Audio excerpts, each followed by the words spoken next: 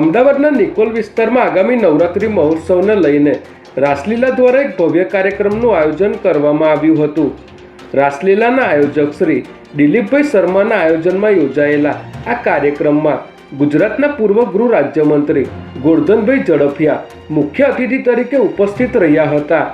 આ પ્રસંગે તેઓએ આગામી નવરાત્રિ મહોત્સવને લઈને આયોજકોને શુભેચ્છા પાઠવી હતી.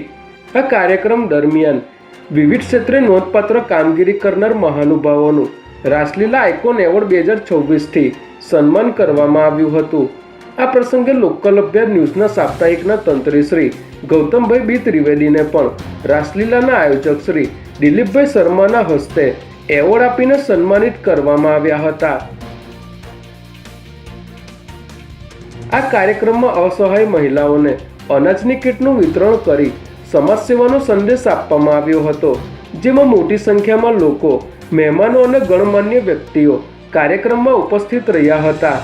રાસલીલા દ્વારા દર વર્ષે નવરાત્રિના પાવન પર્વે ભવ્ય ગરબા અને સાંસ્કૃતિક કાર્યક્રમોનું આયોજન કરવામાં આવે છે, ત્યારે આ વર્ષે પણ નવરાત્રિ મહોત્સવને વધુ ભવ્ય અને ઉત્સાહભેર ઉજવવાની તૈયારીઓ શરૂ કરી દેવામાં આવી છે.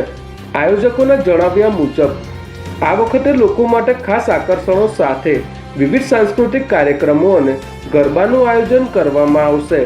કાર્યક્રમના અંતે રાસલીલા પરિવાર અને રાસલીલાના આયોજક શ્રી દિલીપભાઈ શર્મા દ્વારા તમામ મહેમાનો, કલાકારો તેમજ મીડિયા પ્રતિનિધિઓ અને સહયોગીઓ અને સમગ્ર ટીમનો હૃદયપૂર્વક આભાર વ્યક્ત કરવામાં આવ્યો હતો.